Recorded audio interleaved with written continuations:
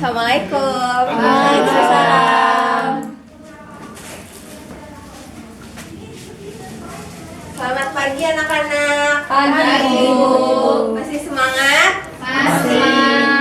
Oke, sebelum memulai pembelajaran, Ibu buka dulu. Assalamualaikum warahmatullahi wabarakatuh. Waalaikumsalam warahmatullahi wabarakatuh. Nah, sebelum memulai pembelajaran, alangkah baiknya kita membaca terlebih dahulu agar pembelajaran hari ini dimudahkan. Boleh Nandita memimpin doa? Baik, sebelum memulai pembelajaran hari ini, alangkah baik kita berdoa di dalam hati. Dimulai.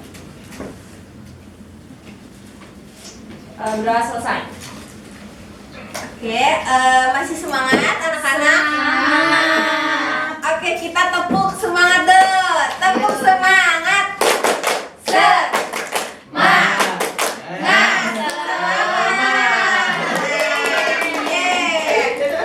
Boleh sebelum memulai pembelajaran, Ibu absen dulu ya. Iya, Bu. Iya, Bu. Oh, Nandita hadir. Hadir, Bu. Nanda. Hadir. Nabila. Hadir. Nadila. Hadir. Nadila Putri. Hadir, Bu. Naufal. Hadir. Sodik. Sodik, tadi ada keterangan, Bu. Sakit kah? Kurang tahu, Bu. Ya. Ninda ada. Hadir, oh. Oke, baik ya. Sebelum memulai pembelajaran, ada yang tahu gak hari ini kita mau belajar apa? Belajar sistem saraf, Bu. Good. Oke, jadi hari ini kita mau belajar tentang sistem saraf. Ada yang tahu sistem saraf itu apa? Yang menggerakkan. Betul. Rasakan ibu. Betul. Yang mengkoordinasi tubuh kita. Betul. Nah, sebelum memulai pembelajaran, Ibu mau sampaikan dulu tujuan pembelajaran ya. Tujuan pembelajarannya ini hari ini biar bisa membandingkan gerak refleks dan gerak sadar, terus mengaitkan gerak refleks dan gerak sadar dengan kehidupan sehari-hari sama menyimpulkan mekanisme penghantaran impuls. Nah, kalian coba sebelum mulai pembelajaran tentang sistem saraf, karena hari ini berkaitan dengan gerak refleks dan gerak sadar, coba kalian sekarang cubit teman sebangku kalian. Oh, kan lihat respon yang teman kalian berikan. Ada yang sakit, ada yang menghindar, ada yang teriak, ya kan? Nah, itu merupakan salah satu contoh dari gerak refleks gitu. Kalau diem aja, Bu. Kurang keras cubitnya. Sarafnya keganggu kali, ada gangguan. Oke, kenapa sih kita hari ini penting mempelajari sistem saraf? Karena sistem saraf itu selalu berkaitan dengan kehidupan sehari-hari kita. Kayak kita berjalan, itu kan pasti ada yang mengatur. Nah, itu mengatur sama saraf kita. Terus juga merespons sesuatu, gitu ya. Nah, sebelum memulai materi, kita review materi minggu lalu dulu ya. Sekarang tanggal berapa? Oh, udah ada. Hari ini kita belajar tentang sistem saraf.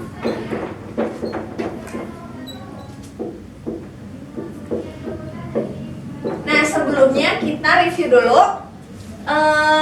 Ada yang tahu gak anak-anak kemarin minggu lalu kita belajar tentang materi apa? Nggak tahu. Lupa, Bu. Lupa.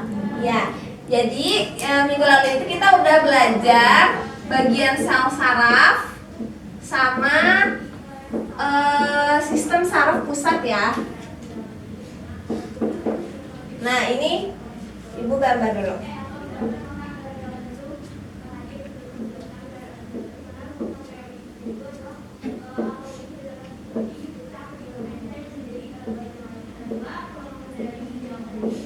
Nah, ada yang tahu gak ini apa? Badan sel. Ini Sel. nukleus ya. Kalau ini badan sel. Itu yang Ini ada yang tahu? Lubung. Ya betul, ini selaput pembungkusnya disebut selubung mielin.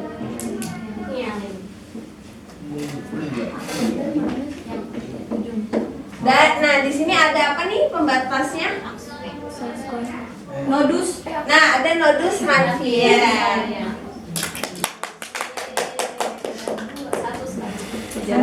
Nah di sini di dalamnya ada yang namanya akson.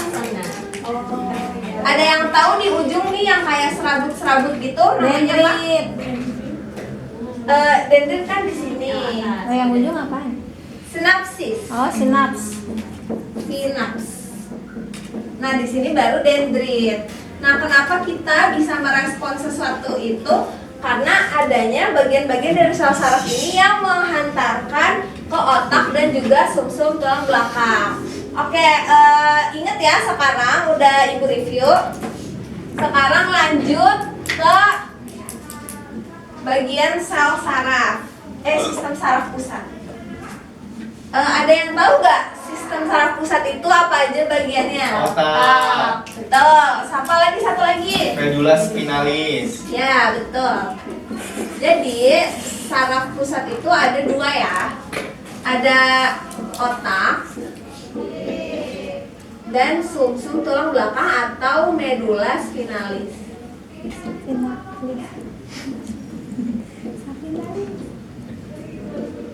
Nah otak itu ada apa aja sih? Kan otak dibagi lagi ya.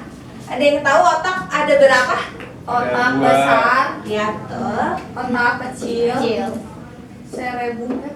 cerebrum Cerebrum dan cerebellum.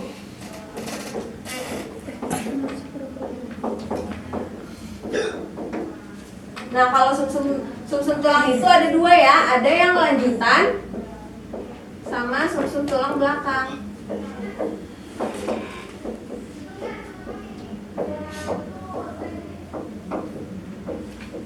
Kalau sumsum lanjutan itu medula oblongata, yang sumsum tulang belakang itu medula spinalis. Nah, anak-anak ibu kasih tahu dulu ya review fungsinya. Ada yang tahu fungsi otak besar itu apa? Kayak kecerdasan, terus juga ingatan. Ini masuknya ke otak besar. Kalau misalkan otak kecil itu yang berhubungan sama biar menjaga keseimbangan dalam tubuh. Kalau misalkan sumsum lanjutan ada yang tahu fungsinya? Keseimbangan, Bu. Ya betul, berkaitan sama keseimbangan juga. Terus juga apa namanya, tensi darah kita, denyut jantung. Nah, kalau yang tulang belakang itu fungsinya yang menghubungkan impuls kita ke sistem saraf peti. Nah, lanjut ya, karena kita udah review materi minggu lalu, kita lanjut ke materi minggu ini.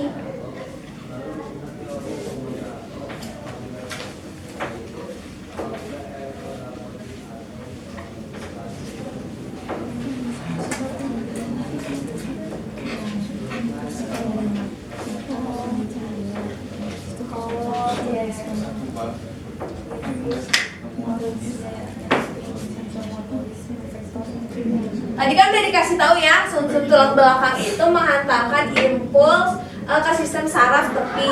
Nah, impuls itu ada yang tahu gak apa? Impuls itu apa sih? Rangsangan, Bu. Ya betul, impuls itu rangsangan. Nah, karena impuls itu rangsangan itu kan karena adanya respon dari lingkungan luar. Nah, rangsangan ini, impuls ini menyebabkan dua gerakan di tubuh kita. Ada yang tahu gerak apa aja? sadar dan geraknya. Betul. Jadi ada gerak sadar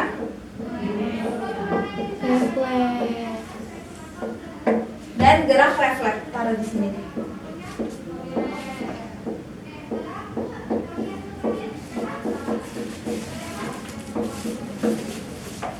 Nah, kalau gerak sadar itu gerak yang kita sadarin. Kenapa bisa sadar? Karena dia diprosesnya di otak.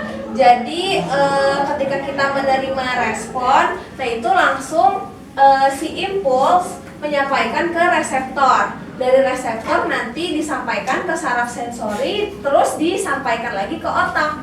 Dari otak kita dilanjutkan, diteruskan ke neuron motorik, kemudian diterima oleh efektor. Makanya gerak sadar ini berlangsungnya tidak secepat gerak refleks. Gitu. Kalau misalkan gerak refleks, dia ini tidak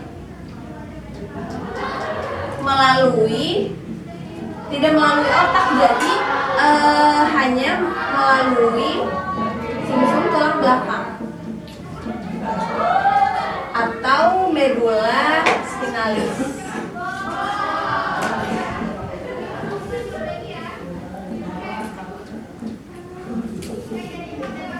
Nah makanya kalau misalkan gerak refleks itu bersifat spontan dan cepat. Contohnya nih ya, kalau misalkan kalian ada petir, ngedengar petir, nah kalian kabur kan, gak mungkin diam di tempat, karena kalau misalkan diam di kesambar. Oke, gitu ya. Karena kalau misalkan gerak refleks itu jadinya berlangsungnya lebih cepat karena tidak diproses di otak dan hanya sampai di sumsum tulang belakang. Nah, setelah ada gerak sadar dan gerak refleks, ibu mau menyampaikan tentang mekanisme penghantar impuls.